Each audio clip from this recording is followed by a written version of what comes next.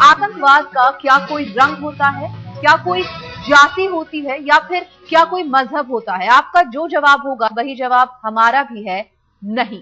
लेकिन हैरत इस बात की है कि जिस सवाल का जवाब इतना साफ है, उसे भारतीय राजनीति एक अलग ही रंग दे रही है। Last night, my mother came to my room and she sat with me and she cried. अच्छा खासा भावुक माहौल बना दिया था राहुल गांधी ने। देश के हालात के अलावा हर दर्द पर दिल खोलकर रख दिया था। लेकिन कहते हैं आनंद की उम्र बड़ी छोटी होती है। लोग कांग्रेस की नई राजनीति में 42 साल के इस नौजवान उपाध्यक्ष के उपनयन संस्कार का अर्थ निकाल ही रहे थे कि गृह मंत्री सुशील कुमार शिंदे ने भारतीय सियासत के समंदर में जज्बात का ज्वार पैदा कर दिया। हमारे पास ये रिपोर्ट आ गई है इन्वेस्टिगेशन में, ये भारतीय जनता पार्टी हो या आरएसएस के हो, उनके जो ट्रेनिंग कैंप है वो हिंदू टेररिज्म बढ़ाने का काम देख रहे हैं। देश के गृह मंत्री ने सनातन धर्म की सियासत और आतंकवाद के रिश्ते पर गला साफ किया था। राजनीति की गली में शोर मचना तय था। 24 जनवरी को बीजेपी ने भारत बंद का ऐलान कर दिया है। भगवा पर आतंक का कीचड़ उछालना बंद करो, बंद करो, बंद करो। शिंदे सोनिया माफी मांगो, माफी मांगो, माफी मांगो। इस देश के हिंदू समाज का अपमान किया है और इसलिए सोनिया जी और मनमोहन सिंह जी, आप पूरे देश के हिंदू समाज की आपने क्षमा मांगनी चाहिए, माफी मांगनी चाहिए।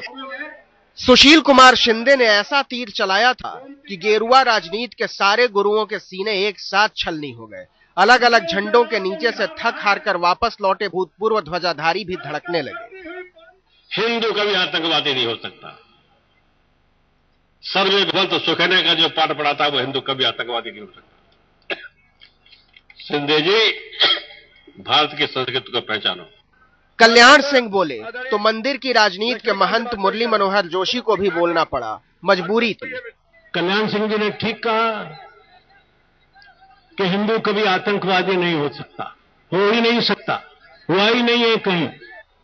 सुशील कुमार शिंदे ने भगवा रंग को शांति का सर्टिफिकेट मानने से इनकार करके दक्षिणपंथी राजनीति के सूरमाओं और उनके साथियों को कुपित कर दिया है। ये धर्म से वास्ता नहीं इसका। आपका होम मिनिस्टर के रहते आपको एक्ट करने की जरूरत है, आप भाषण दे रहे हैं। 24 घंटे में ही राजनीति की रंगत ऐसी बदली कि सुशील कुमार शिंदे को भी बदलना पड़ा, क्योंकि नहीं बदलते तो बवाल बढ़ता और बवाल का बढ़ना कांग्रेस को अच्छा नहीं लगता। जो ये सब इतने बार पेपर में आ गया है, ये कोई नई चीज नहीं है जो मैं आज बताया हूँ। ये सैफरन टेररिज्म की बात मैंने की है, वही की है, इससे दूसरे कुछ नहीं है। सवाल है कि फेसबुक पर टिप्पणी पर लड़कियों को जेल में डालने वाले दुनिया के सबसे विशाल लोकतंत्र का गृह मंत्री क्या कहीं सुनी रिपोर्टों के आधार पर आतंकवाद का कोई कौमी चेहरा पेश कर सकता है? क्या यह आतंकवाद के विरुद्ध लड़ाई को कमजोर नहीं करता? और एक कमजोर लड़ाई के साथ देश कैसे मजबूत हो सकता है? इस देश के अंदर हिंदू आतंक जैसे भ्रमित चीज को फिर से खड़ा करने का यह जो कांग्रेस का और गृह मंत्री का प्रयास है, यह देश में विद्वेष फैलाने का प्रयास है, यह हेट स्पीच से कम नहीं है। फिलहाल इस रहस्य का उद्घाटन होना अभी बाकी है कि चुनावों की ओर बढ़ रहे देश में यह एक नए ध्रुवीकरण की शुरुआत है या फिर इसमें कोई सच्चाई है। लेकिन सबूतों का घोर अभाव संशय तो पैदा करता ही है। माननीय शिंदे जी ने जो बात कही है, मैं तो पिछले 11 साल से कह रहा हूं, और मुझे इस बात की खुशी है कि मैंने जो बात कही थी वो प्रमाणित आज हुई है। आप पूछ सकते हैं कि आतंकवाद आतंकवाद होता है, उसका हिंदू, मुस्लिम, सिख या ईसाई से क्या वास्ता? वास्ता भले न हो, लेकिन यह रास्ता जरूर होता है दिल से छोटे होते दौर में बड़ी राजनीति का। लेकिन आडंबर आवश्यकता बन जाए तो राजनीति भले आगे बढ़ जाए, देश पीछे छूट जाता है। आज तक ब्यूरो। कांग्रेस ने ऐसे समय में हिंदू आतंकवाद का नाम क्यों लिया है जब पाकिस्तान के साथ सीमा पर इतना तनाव है? इतना ही नहीं, इस विवादास्पद मुद्दे पर पूरी पार्टी गृह मंत्री के साथ खड़ी हो गई है। क्या वो इस मौके का इस्तेमाल जानबूझकर कर रही है? अगले साल देश में आम चुनाव है और सांप्रदायिक ध्रुवीकरण में राजनीति का रास्ता ढूंढने की रवायत कोई नई बात नहीं है। 100% उनसे सहमत हूँ। माननीय शिंदे जी ने जो बात कही है, मैं तो पिछले 11 साल से कह रहा हूँ। Congress fully backs mister Shinde in statement. सबको पता था, लेकिन कहने की किसी की हिम्मत नहीं रही। किसी भी एक मुद्दे पर कांग्रेस इतनी सुशील कभी नजर नहीं आई। विवाद के वक्त पार्टी के भीतर ही विपक्ष पैदा कर लेने की कला कांग्रेस के अलावा इस देश की कोई भी पार्टी नहीं सीख पाई। लेकिन इस बार उसके शतरंज के सारे मोहरों की शक्लें एक जैसी नजर आ रही है और सबकी चाल भी एक ही हो गई है।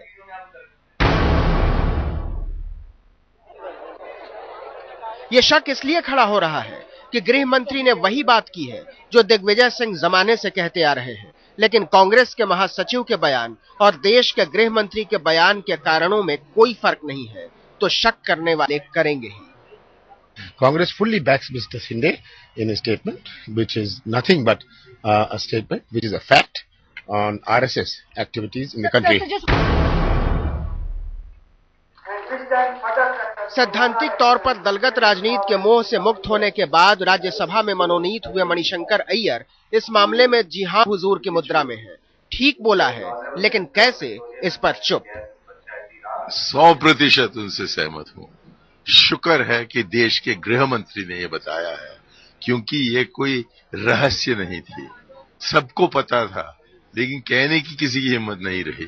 तो मैं सुशील कुमार शिंदे जी को मुबारकबाद देता हूं कि इन्होंने खुला कर दिया है ये जो चल रहा है षड्यंत्र हिंदू एक्सट्रीमिज्म को बढ़ाने के लिए। आपको शायद ही याद हो कि आखिरी वक्त पूरी कांग्रेस पार्टी किसी एक मुद्दे पर ऐसे एक सीध में कब खड़ी हुई थी। मध्य प्रदेश की राजनीति के भूतपूर्व महारथी दिग्विजय सिंह भी चिदंबरम के उत्तराधिकारी के साथ है, लेकिन हिंदू आतंकवाद पर शुरू हुई हाहाकारी सियासत के कारणों पर बोलने की कृपा जब गृह मंत्री ने ही नहीं की, तो दिग्विजय सिंह ही क्यों करते। माननीय शिंदे जी ने जो बात कही है, मैं तो पिछले 11 साल से कह रहा हूं, और मुझे इस बात की खुशी है कि मैंने जो बात कही थी वो प्रमाणित आज हुई है। जाहिर है यह सिर्फ कांग्रेस के आंतरिक अनुशासन का मामला नहीं है कि पूरी पार्टी गृह मंत्री के पीछे एक कतार में खड़ी हो जाए, और अगर है तो इसकी कुछ और वजहें भी होंगी। वो वजहें क्या है, इसका खुलासा देश की सुरक्षा और सियासत के बीच लट्टू बनकर रह गया है। अब यह सवाल पूछें भी तो किससे कि क्या इस जनतंत्र को कोई बताएगा कि वो महफूज महसूस करे, ये जिम्मेदारी किसकी है। शिंदे पहले बयान देते हैं, फिर अपने बयान से मुकर जाते हैं। कमलनाथ जैसे बड़े नेता ये कहते हैं कि पूरी कांग्रेस पार्टी शिंदे के बयान से इत्तेफाक रखती है। क्या मतलब निकलता है इसका? क्या माना जाए इसे? क्या वाकई शिंदे की जुबान फिसल गई, या फिर शिंदे ने जानबूझकर ऐसा कहा? कैमरामैन अश्विनी हेलन के साथ शमशेर सिंह, दिल्ली, आज तक। गृह मंत्री सुशील कुमार शिंदे ने जो कहा है वो सवाल भी खड़े करता है और संदेह भी पैदा करता है। सवाल ये कि अगर शिंदे को वाकई ऐसा लगता है तो वो कार्रवाई क्यों नहीं करते, और संदेह ये कि कांग्रेस आंख मूंद कर उनके पीछे क्यों खड़ी हो गई है। बीजेपी पूछ रही है कि सरकार ऐसा करके हासिल क्या करना चाहती है। हमारे पास ये रिपोर्ट आ गई है इन्वेस्टिगेशन में, ये भारतीय जनता पार्टी हो या आरएसएस के हो, उनके जो ट्रेनिंग कैंप है वो हिंदू टेररिज्म बढ़ाने का काम देख रहे हैं। देश के गृह मंत्री के इस बयान को जज्बाती माने, जरूरत या जबरदस्ती, लेकिन क्या इसमें जवाबदेही का घोर अभाव नजर नहीं आता? और यह अभाव सवाल खड़ा करता है कि क्या देश के गृह मंत्री आतंकी बर्बरता को धर्मों के खांचे में बांटकर देखते हैं। और ये धर्म से वास्ता नहीं इसका। आपका होम मिनिस्टर के रहते आपको एक्ट करने की जरूरत है, आप भाषण दे रहे हैं। विपक्ष को विरोध का यह मौका खुद केंद्रीय गृह मंत्री ने दिया है, क्योंकि अगर उनके दावों में कोई सच्चाई है तो इसका आधार क्या है और उन्हें कार्रवाई से किसने रोका। बीजेपी को अपनी राजनीति चमकाने का इससे अच्छा मौका नहीं मिल सकता था। आतंकवाद की धार्मिक व्याख्या की विवेचना के लिए पार्टी ने मुख्तार अब्बास नकवी को आगे कर दिया। हम इसकी पुरजोर ढंग से निंदा भी कर रहे हैं और हम उनसे मांग करेंगे कि वो माफी मांगे, देश के सामने माफी मांगे, और नहीं मांगेंगे तो उनको इसके गंभीर परिणाम भुगतने पड़ेंगे। ऐसा लग रहा है जैसे कांग्रेस ने जानबूझकर विवाद का यह आधार तैयार किया है, क्योंकि पार्टी ने एक ऐसे मुद्दे को छेड़ दिया है जिस पर अब तक बीजेपी अपना एकाधिकार समझती रही है। बीजेपी जानती है कि भगवा आतंकवाद पर कांग्रेस नेताओं का ये रुख उनके मिशन 2014 का हिस्सा है। बीजेपी नहीं चाहती कि कांग्रेस उन्हें इस मुद्दे पर राजनीति में अलग थलग कर दे, तभी तो बीजेपी के लिए तेवर साफ करना मजबूरी भी है और जरूरी भी। बीजेपी को इससे बढ़िया मौका और क्या मिलता। इस मौके में कांग्रेस को मुनाफा नजर आ सकता है, लेकिन मुल्क की मुट्ठी में नुकसान के अलावा कुछ भी नहीं है, क्योंकि आतंकवाद जैसे गंभीर मुद्दे में कौम का खांचा खींचकर इसकी गंभीरता का उसने सत्यानाश कर दिया है। देश की सुरक्षा की दृष्टि से बहुत बड़ा नुकसान हमारे देश को किया है। आज आपने देखा होगा लश्कर-ए-तैयबा, जमात-उद-दावा जैसे प्रतिबंधित आतंकवादी संगठन आज गृहमंत्री की वाहवाही कर रहे हैं। शायद गृहमंत्री को उन संगठनों के देश का गृहमंत्री बनना चाहिए, भारत का नहीं। इन सारे आरोपों के जवाब में गृह मंत्री ने चुप्पी साध ली है और कांग्रेस ने मुट्ठी बंद कर ली है, और बंद मुट्ठी या तो लाख की या खाक की।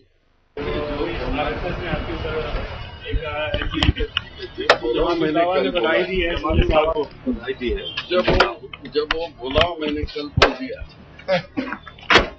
हिंदू टेररिज्म कोई हिंदू कम्युनिटी, उसके बारे में उनका कहने का मतलब नहीं था, वो तो एक फ्रेज लोगों ने लगा रखा है। मैं इसमें बिल्कुल इसको स्पष्ट रूप से कहना चाहता हूं कि दक्षिण पंथी आतंकवाद कोई हिंदू टेररिज्म या कोई मुस्लिम टेररिज्म नहीं होता है।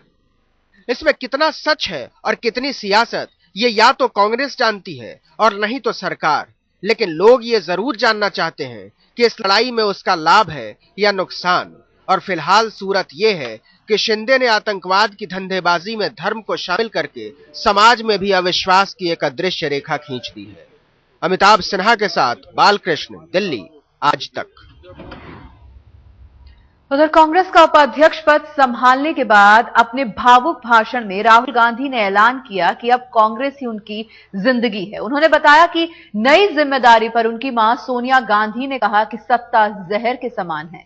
राहुल ने पार्टी के नेताओं से कहा कि सत्ता लोगों को ताकत देने के लिए है, खुद ताकतवर बनने के लिए नहीं। लेकिन राहुल के इस भाषण पर आज तक कड़े सवाल उठा रहा है, जिसका जवाब कांग्रेस उपाध्यक्ष को देना होगा। That the power so many people seek is actually a poison. जिस सियासी खानदान ने देश को 3 प्रधानमंत्री दिए, उस नेहरू गांधी परिवार के वारिस राहुल गांधी ने मां के डर का जिक्र करते हुए सत्ता को जहर करार दिया। अब सवाल यह है कि सत्ता को जहर बताने के पीछे क्या ये सिर्फ उस परिवार की एक मां का डर है जिसने 2 त्रासदी झेली, या इस बात के सियासी संकेत है कि अगर 2014 में कांग्रेस की सत्ता में वापसी हुई तो क्या राहुल गांधी भी प्रधानमंत्री की कुर्सी को ठुकरा देंगे? यह सियासत की नई रवायत की स्क्रिप्ट है। सियासत के समुद्र मंथन में सत्ता के अमृत की चाह रखने वाले राहुल गांधी सत्ता को जहर बताने से परहेज नहीं करते। सियासत के जानकारों की माने तो शायद राहुल मौका आने पर पीएम बनने से परहेज करें। It's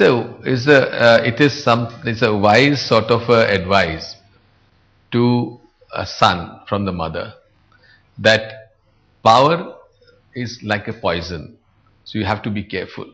Use your power to empower the people, not yourself. Rahul Gandhi ने कहा कि उसके मां सत्ता से दूर रहते हैं जी, क्योंकि वो जानता है कि सत्ता जहर है। इसके मतलब शायद ये है कि राहुल गांधी भी सोचता है कि सत्ता जहर है और वो भी सत्ता से दूर रहना चाहता है। ये सवाल दिलचस्प सवाल है मेरे ख्याल में।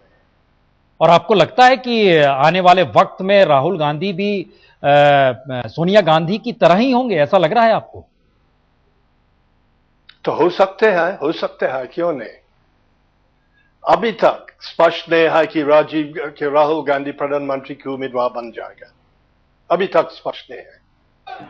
खुद के लिए सत्ता में सन्यासी के किरदार को चुनने का संकेत देने वाले राहुल गांधी ने जब कांग्रेस के भविष्य का ताना बाना बुनना शुरू किया तो बदलाव के संकेत कुछ अलग अंदाज में दिए।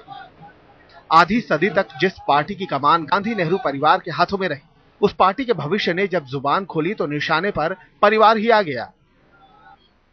कांग्रेस पार्टी एक ऐसा संगठन है, दुनिया का सबसे बड़ा राजनीतिक संगठन है, मगर इसमें नियम और कानून नहीं चलते हैं।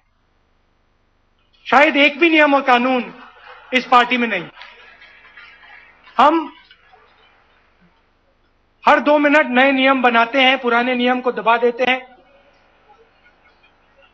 और यहां शायद किसी को भी नहीं मालूम कांग्रेस पार्टी के नियम क्या है।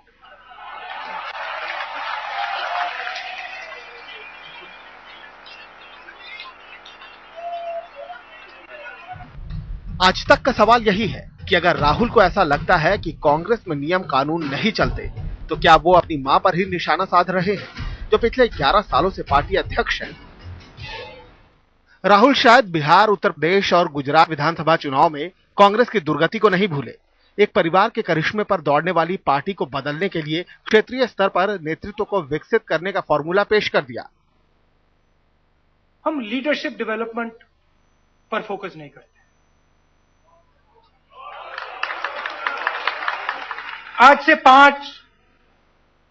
5-6 साल बाद ऐसी बात होनी चाहिए कि अगर किसी स्टेट में हमें चीफ मिनिस्टर की जरूरत हो, तो जैसे पहले फोटो हुआ करती थी कांग्रेस पार्टी की, 40 फोटो होती थी, नेहरू जी, पटेल, आजाद, जायंट्स हुआ करते थे। उनमें से कोई भी देश का प्रधानमंत्री बन सकता था। ये बात न करनी, हमें 40-50 नेता तैयार करने हैं जो देश को चला सके, सिर्फ प्रदेश को नहीं, देश को चला सके। 40-50 नेता ऐसे तैयार करने हैं हर प्रदेश में। हमारे पास 5, 6, 7, 10 ऐसे नेता हों जो चीफ मिनिस्टर बन सके। आज तक का सवाल यही है कि पिछले 9 सालों में राहुल गांधी ने दिल्ली से सीएम थोपे जाने की परंपरा को रोकने की कोशिश क्यों नहीं की। राहुल गांधी के रहते हुए कांग्रेस ने विजय बहुगुणा को उत्तराखंड का मुख्यमंत्री क्यों बनाया। आंध्र प्रदेश में जगन मोहन रेड्डी को विधायकों का समर्थन होने के बाद भी क्यों नजरअंदाज किया गया। कांग्रेस में क्षेत्रीय क्षत्रपों के गायब होने का दोष पार्टी के सिस्टम को दिया। नेता तैयार करने के लिए ढांचे की जरूरत पर जोर दिया। तो लीडरशिप डेवलपमेंट की जरूरत है और इसके लिए ढांचे की जरूरत है, सिस्टम की जरूरत है, इंफॉर्मेशन की जरूरत है।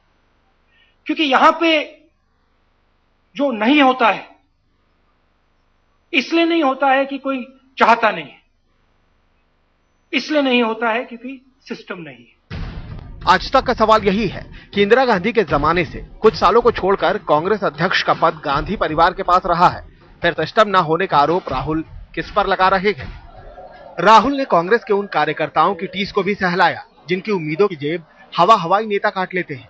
चुनावी मौसम में वैसे नेता नजर आते हैं, चुनाव लड़ते हैं और गायब हो जाते हैं। और हमारा कार्यकर्ता कहता है भैया, वो ऊपर देखता है, चुनाव से पहले वो ऊपर देखता है, ऊपर से पैराशूट गिरता है, धड़ाक, नेता आता है, दूसरी पार्टी से आता है, चुनाव लड़ता है, फिर हवाई जहाज में उड़ के चला जाता है। यह बदलना है। सबसे पहले कांग्रेस पार्टी के कार्यकर्ता की इज्जत होनी चाहिए। आज तक का सवाल यही है कि राहुल गांधी ने यूपी विधानसभा चुनाव के दौरान चुनावी संस्कृति को बदलने की कोशिश क्यों नहीं की, जहां चुनावी टिकट बांटने की जिम्मेदारी उनकी थी। जयपुर अधिवेशन में बतौर उपाध्यक्ष राहुल ने कार्यकर्ताओं से उनकी आवाज को आगे बढ़ाने का वायदा किया और इस अंदाज में भरोसा दिलाया। और मैं सिर्फ आपकी आवाज को आगे बढ़ाऊंगा, जो सुनाई देगा वो मैं आगे बढ़ाऊंगा। और फेयरनेस की बात होती है, कल मैंने मीटिंग में कहा कि कचहरी में 2 लोग होते हैं, लॉयर होता है, जज होता है। मैं जज का काम करूंगा, लॉयर का काम नहीं करूंगा। आज तक का सवाल यही है कि क्या अब राहुल गांधी कांग्रेस के सारे फैसले खुद ही करेंगे। जाहिर है जनता इन सवालों का जवाब चाहती है, तभी यह तय हो पाएगा कि ये राहुल गांधी की नई सोच का एजेंडा है या फिर महज भावुकता से भरा एक भाषण। संदीप सुनवलकर के साथ सुमित अवस्थी, दिल्ली आज तक। और राहुल गांधी ने करीब 40 मिनट का भावुक भाषण दिया। भाषण में हिंदी और अंग्रेजी को मिलाकर करीब 4000 शब्द थे, लेकिन पूरे भाषण में 10 शब्द ऐसे रहे जिनका इस्तेमाल राहुल ने कई बार किया। आप खुद देखिए वो शब्द क्या हैं और उन्हें कितनी बार उन्होंने बोला। अहिंसा, बदलाव, सत्ता, आवाज, भारत भारतीय। जी हां, इन शब्दों का सबसे ज्यादा इस्तेमाल और भारत भारतीय शब्द का इस्तेमाल 24 बार हुआ।